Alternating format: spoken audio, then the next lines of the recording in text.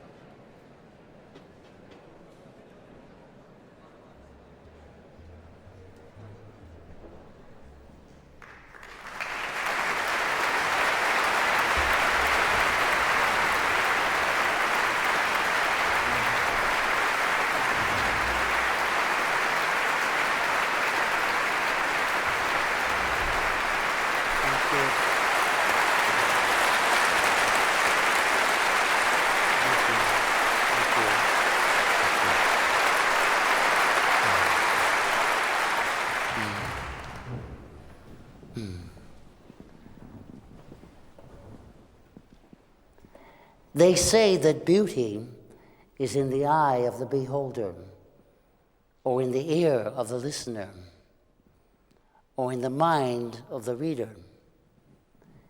The American poet Wallace Stevens declared that death is the mother of beauty.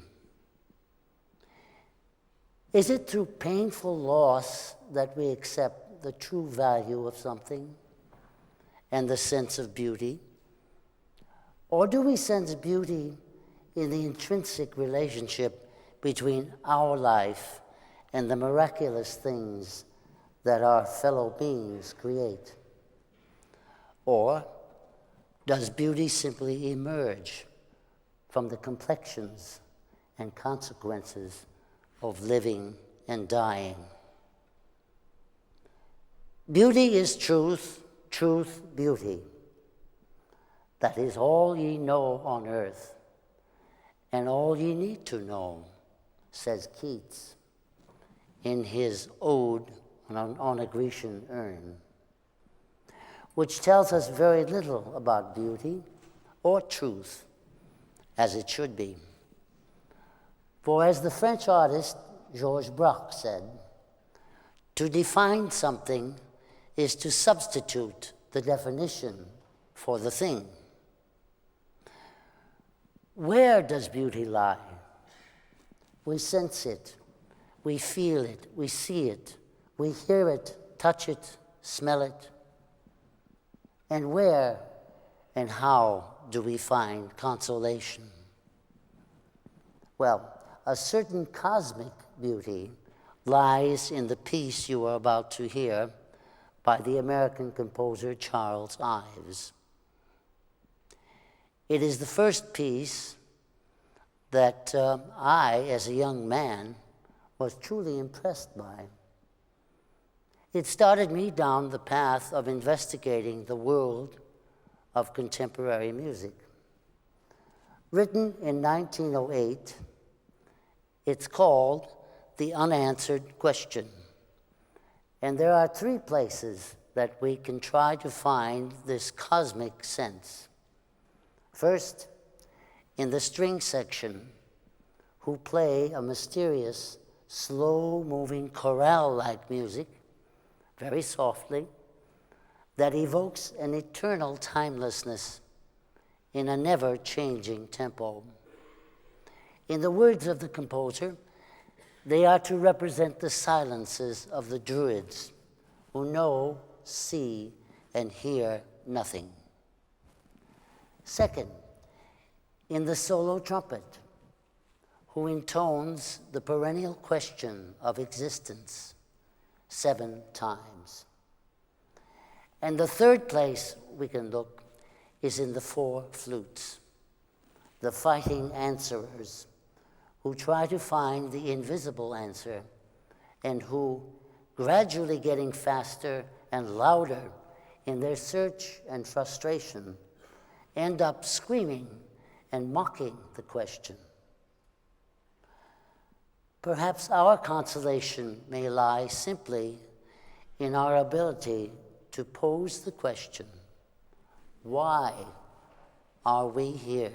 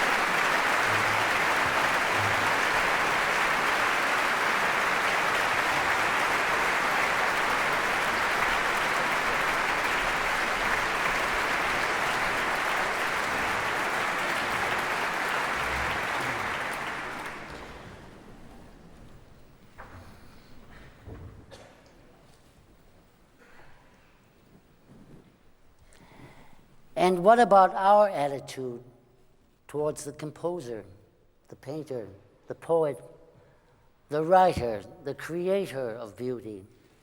What do we expect? The Polish-born English novelist Joseph Conrad had this to say: "The artist appeals to that part of our being which is not dependent on wisdom, to that in us which is a gift and not an acquisition, and therefore more permanently enduring. He speaks to our capacity for delight and wonder, to the sense of mystery surrounding our lives, to our sense of pity and beauty and pain." In 1947, Igor Stravinsky paid a visit to the Chicago Art Institute to see a series of narrative paintings by the turn of the 18th century English painter and engraver William Hogarth, called The Rake's Progress, which Stravinsky said immediately suggested a series of operatic scenes to me.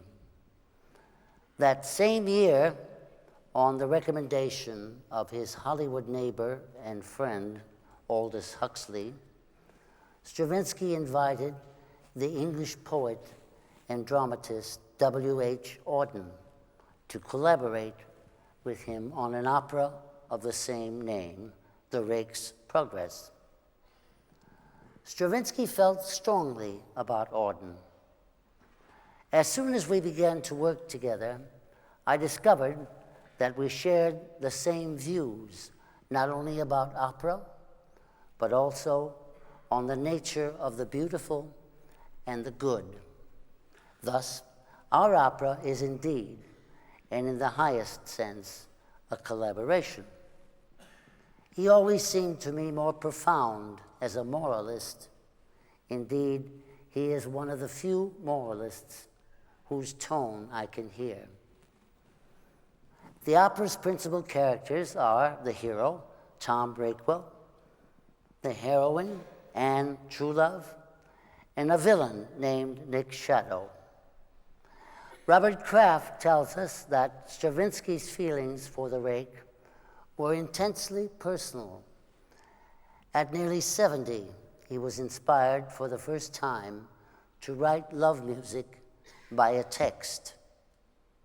He identified the love of Tom and Anne in their last scene with that of himself and his wife, Vera, and the duet in A Foolish Dream, in a Gloomy Labyrinth, as well as the arioso My Heart Breaks, were written for her. The opera begins in the countryside with Tom and Anne in love. Suddenly, Tom is the recipient of an unexpected fortune, left to him by an unloved and forgotten uncle. This surprising news is brought to him by Nick Shadow, who becomes his guide and servant as they depart for London to settle the estate. After arriving in London, everything is downhill for Tom Breakwell. From Mother Goose's brothel and a life of debauchery, to his rebuking Anne's love and marrying a bearded woman called Baba the Turk, we see Tom decline and slip into an ever-despairing, deepening Faustine pact with the devil figure Nick Shadow. When Mother Goose asks Tom, what is the secret nature knows, Tom's reply is, what beauty is and where it grows. And Shadow asks, canst thou define the beautiful? Tom's reply is, I can. That source of pleasure to the eyes, youth owns, wit snatches, money buys, envy affects to scorn, but lies, one fatal flaw it has: it dies. We witness the loss of his financial fortune, as well as the auctioning off of all of his belongings. "'Tis not your money, but your soul which I this night require," says Shadow. "The sins you did may not be hid. Think not your soul to save." And he suggests a game of cards to decide Rakewell's fate. If Tom can name 3 cards in the draw, he will be free. If not, he must kill himself. He chooses the first 2 cards correctly, the Queen of Hearts and the 2 of Spades. Tom, hearing Anne's voice and being in a state of repentance, asks Love to return and declares his 3rd choice. "I wish for nothing else, love first and last, assuming eternal reign.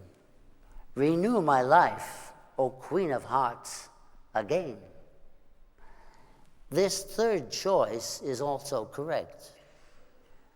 And Shadow, in defeat, proclaims, "I burn, I freeze, your sins, my foe. Before I go, give me some power to pain. To reason blind shall be your mind. Henceforth, be you insane." And it is here, in the last scene of the opera, where we find Tom Rakewell in Bedlam, totally mad, believing that he is Adonis and that Anne is Venus. What follows is a combination of music and words that produce a touching and rare sense of beauty, a beauty as seen through the eyes of a madman who begs for forgiveness, pours out his love, and dies. Our consolation: we pity him because he cannot have what he is mad about. And we end with a surprise epilogue where a moral is sung. The devil finds work for idle hands to do.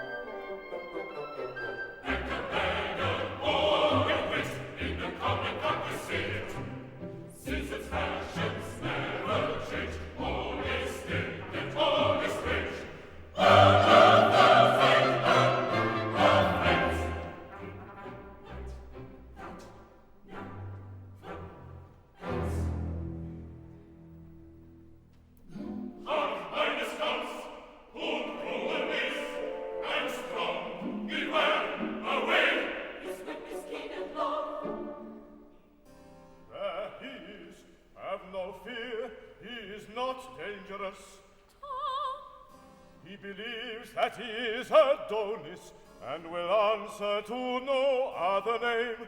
Humor him in that, and you will find him easy to manage. So, as you desire, I'll leave you. You are kind. I thank you, lady.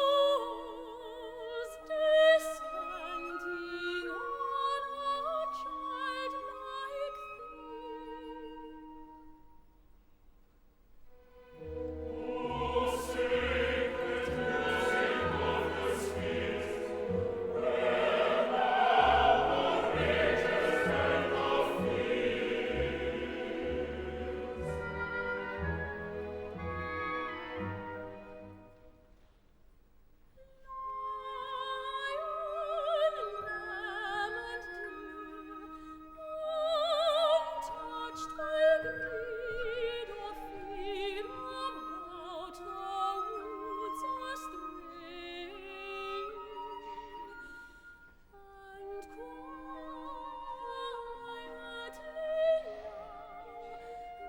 the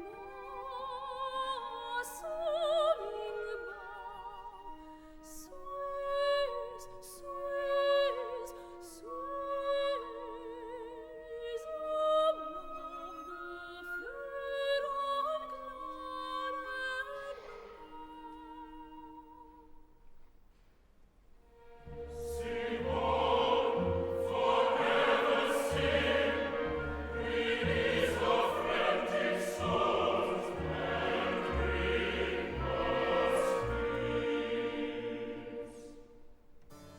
And my dear, the tale is ended now. Come home. Yes, Father. Tom, my vow holds ever, but it is no longer I you need. Sleep well, my dearest dear.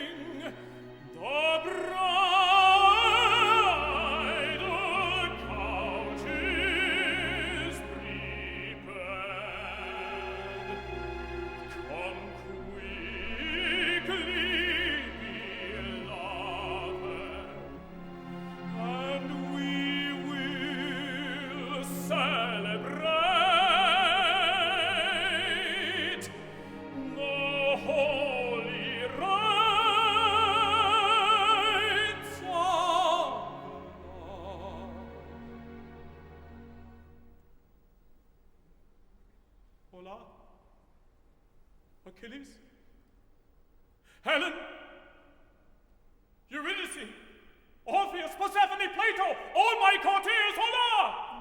Where is my Venus? Why have you stolen her while I slept? Madmen! Where have you hidden her?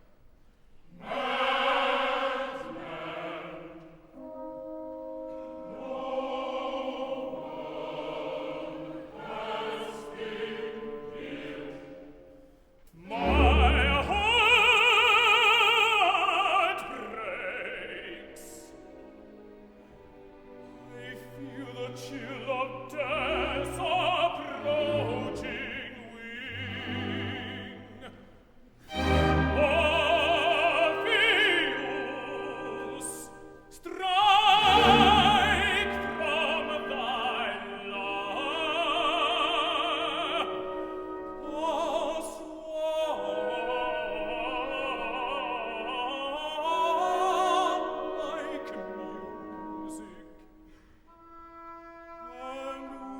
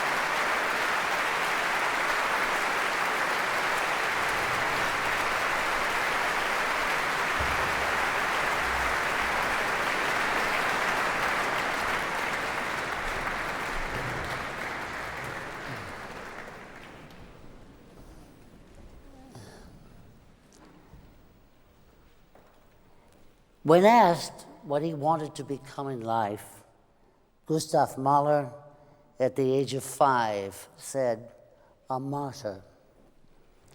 Now, you must admit, this sets the stage for an extremely serious career.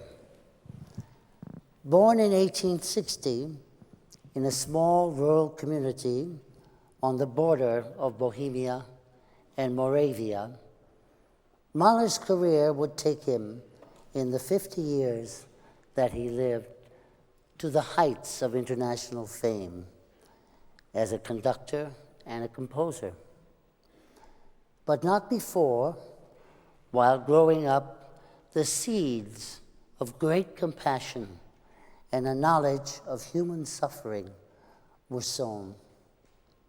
This was largely due to the quarreling of his parents and the suffering of his mother, plus the early death in 1874 at age 13 of his brother, Ernst, which produced in him a deep sorrow. At about the age of 6, Mahler wrote his first piece, Polka with Introductory Funeral March. Juxtaposing the sense of festive playfulness with a sense of sadness marks the beginning of a myriad of juxtapositions that will later occur in his music. While at the conservatory in Vienna, at 19, in a letter to a friend, he wrote, "Everything around me is so desolate. The fires of a supreme zest for living and the most gnawing desire for death alternate in my heart, sometimes in the course of a single hour. And with the energy of despair, I cling to sorrow as my only consolation. Now the pale figures of my life pass before me, like shadows of a long-lost happiness, and the song of longing sounds again in my ears." Here we have the foundations of Mahler's musical aesthetic. Extravagant mood swings, those death leaps from one extreme to another, which break the heart, his preoccupation with sorrow, and his sense of longing and yearning. On November 7, 1901, Mahler met Alma Schindler at a dinner party in Vienna. She was 23 and he was 41. While they ended the evening in a big argument, Mahler was clearly taken by the young woman. She, on the other hand, was not sure. She was in love with the composer Alexander von Zemlinsky, with whom she studied composition. She wrote of Mahler in her diary, "I don't believe in him as a composer. I have no idea what's going on inside me." Shortly thereafter, Mahler wrote to her before leaving for Berlin, "I can't even hear my own thoughts anymore. Only the one voice that drowns out everything else and will never again fall silent in my heart. A voice that repeats but one sentence, one sound. I love you, my Alma." In variance to this outpouring of love, he later wrote from Dresden, "You have only one profession from now on, to make me happy." Do you understand what I mean, Alma? You must give yourself to me unconditionally. Shape your future life in every detail, entirely in accordance with my needs, and desire nothing in return save my love. Mahler had completed 4 of the 5 Rückert-Lieder that you are about to hear in the summer of 1901, and also started the 5th Symphony. By the end of December 1901, their engagement was announced, and they were married in March of 1902, with Alma already pregnant. It was during the summer of 1902 when he and Alma spent their first holiday together at his new house in Meiringen that Mahler finished the 5th Symphony and wrote the song Liebst du Schoonheid for Alma. In contrast to the large-scale epic Mahler, where the musical machinery is big, the Rückert-Lieder, as well as the Adagietto from the 5th, present that side of Mahler which is intimate and small-scale, emphasizing melody, a bittersweet lyricism, and brevity. This music reflects beauty in the more private feelings of insecurity, love, and loneliness. There are many ways to order these 5 songs. We chose the following. 1, Blicke mir nicht in die Lieder, don't look at my songs. Of this poem, Mahler said that he could have written it himself. It depicts the insecure artist who doesn't want his songs to be examined until they are finished. 2, Ich atmet einen Lindenduft, I breathe a sweet scent. For Mahler, this song describes the feeling one experiences in the presence of a person one loves and of whom one is quite sure. 2 minds communicating without any need to speak words. 3, Liebst du Schönheit, if your love for beauty's sake. This is Mahler's love song to Alma. The last lines reflect Mahler's devotion. If you love for love's sake, yes, then love me.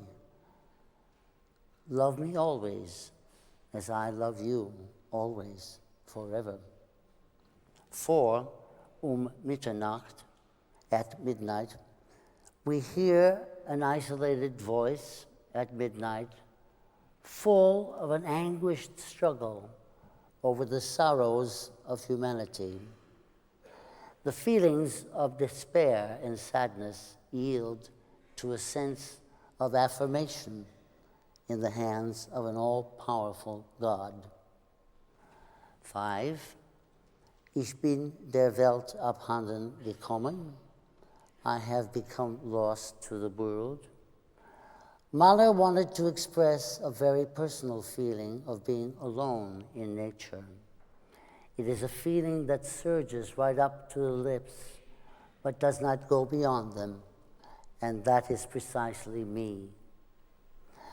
I placed the Adagietto next to the Rückert-Lieder in order to illustrate the fact that it is actually a song without words, and more pointedly to show the relationship of the Adagietto to the last song, Ich bin der Welt abhanden gekommen. They were composed a summer apart, but I believe the mood they evoke inhabits the same world. A clue to this mood can be found in the last lines of the song. I am dead to the hurly-burly of the world and take my rest in a place of quietness. I live alone in my heaven, in my loving, in my song. The very distinguished Dutch conductor Willem Mengelberg, who knew Mahler and performed his symphonies, asserted that the Adagietto was meant as a love message to Alma. In my view, it is rather doubtful that different meanings can be assigned to such similar musical material. We will perform the Rückert Lieder and the Adagietto from the Fifth Symphony without a break.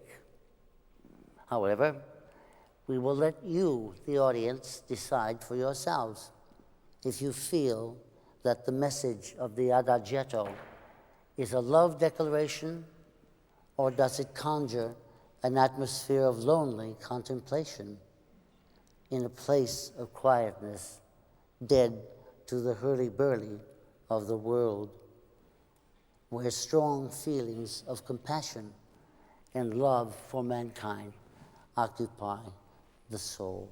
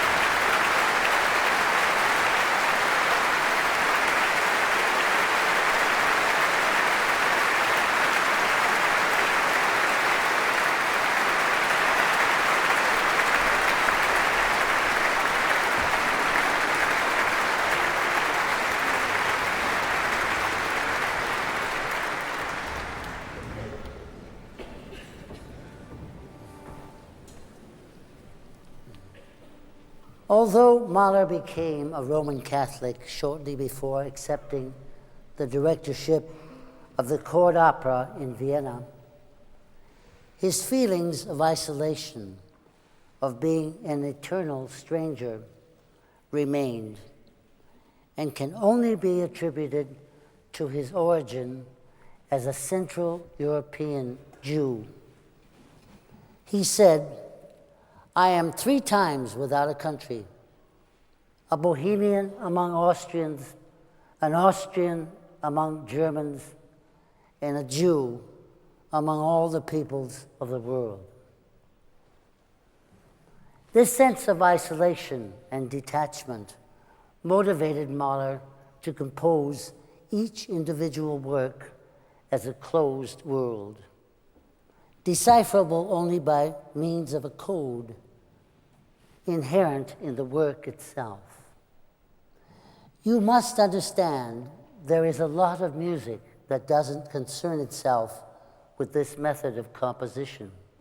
For example, Strauss's music leads us down a merry path and seems to care very little about an internal rationality that guides its purely musical progress. Rather, it embraces a literary, narrative, or extra musical programmatic approach.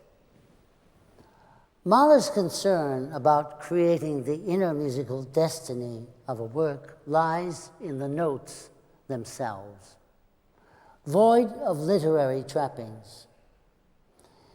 It has often been said that Mahler was always looking for God, but Bruckner found him, and Strauss never tried. So where does beauty lie? The answer might sound simple.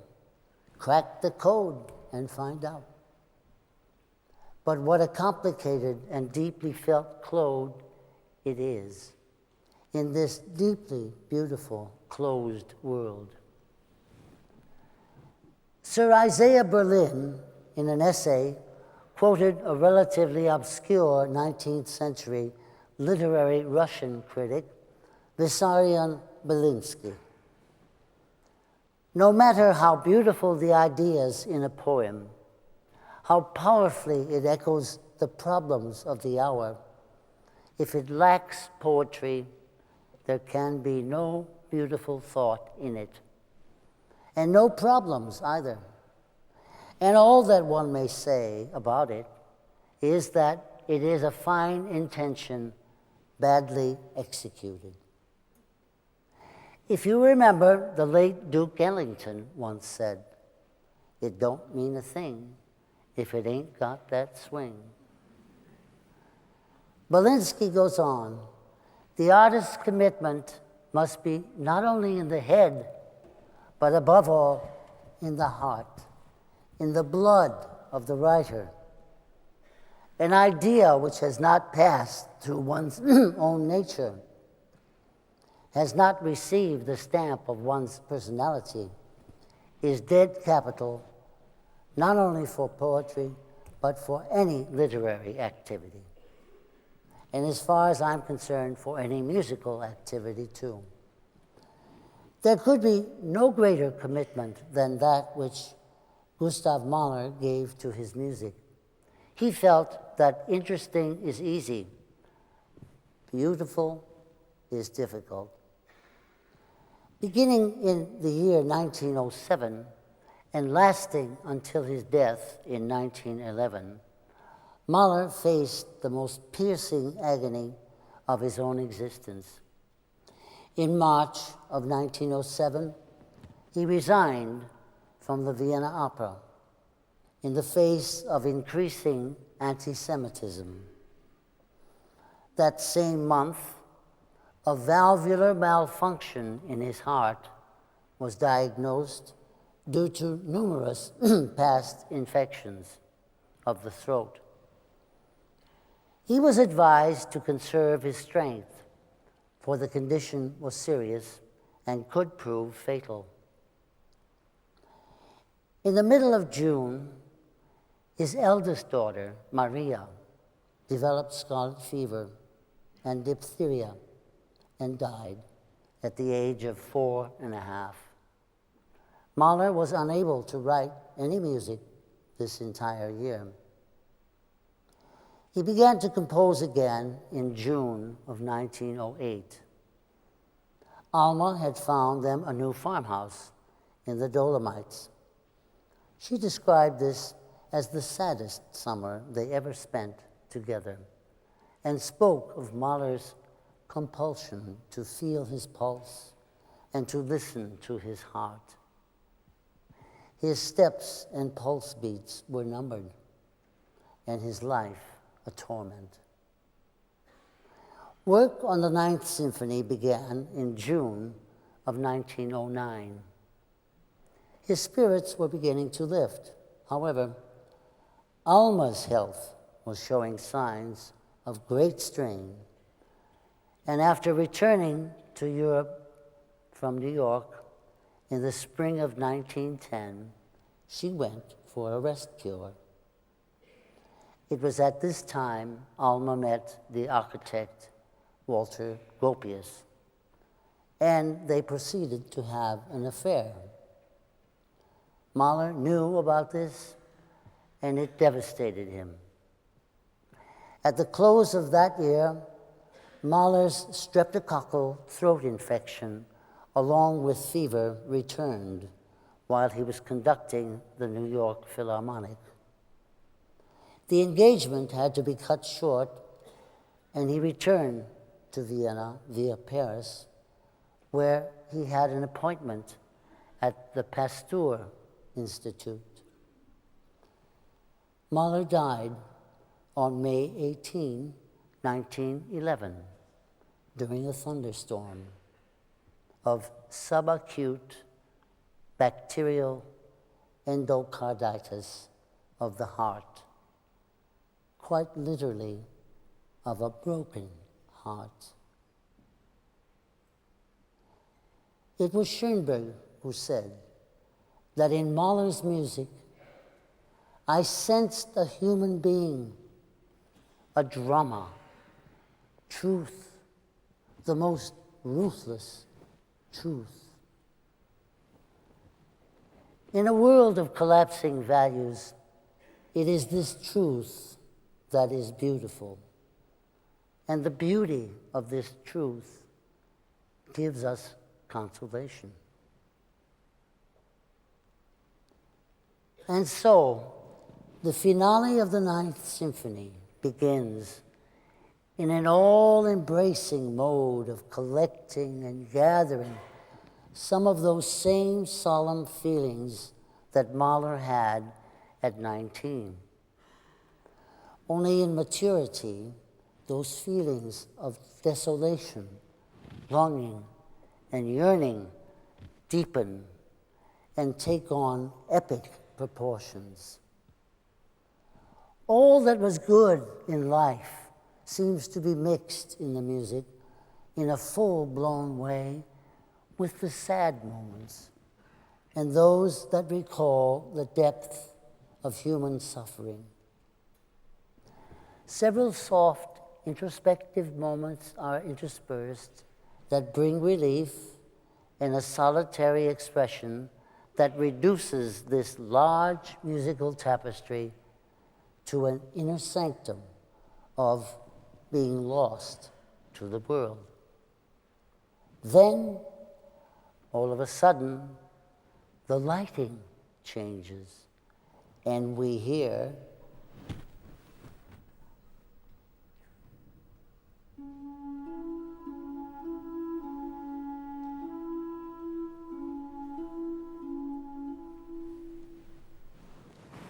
it is the young Mahlerian clock ticking softly, rocking cradle-like, that reminds us that life has moved on in a gentle but relentless fashion, and that the youthful promise of life is fading. This gives way to a violent outbreak that is impassioned intense, and seems to defy what Mahler considered the indifference of the world course, Weltlauf, or worldly tumult, weltlich Getümmel, and leads to a cymbal crash.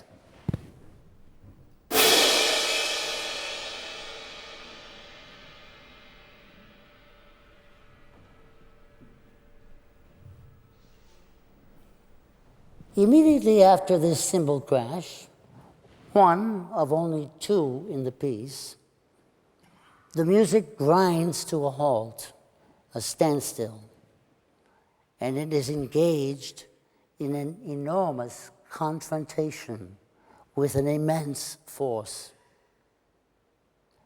If this force be death, it's as if Mahler looks it squarely in the eye and says, "Take me, I'll go," but not without the memory of having loved and the memory of things beautiful and consoling. As the music begins to move again, it seems to console itself. We are at the height of Mahler's epic gesture. So much of the love he felt seems to pass before us like a gigantic newsreel, full of tears and smiles, the confusion of crying and laughing at the same time. We are aware of the presence of the masses, his concern for humanity, and after a last outburst, the music truly begins to yield.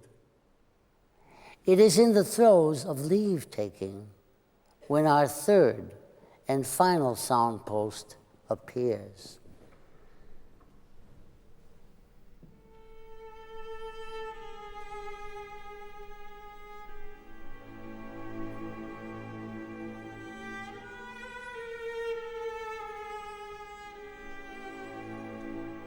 You might expect someone to break into a popular song at this moment.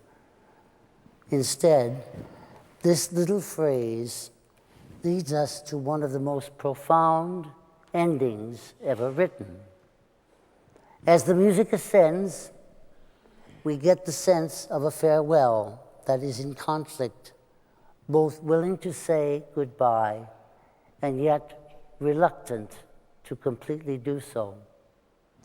Teetering back and forth between silences, long single notes, and thematic fragments that echo the bold musical turn that began the movement, Mahler takes music as close to the beauty of silence as we can imagine.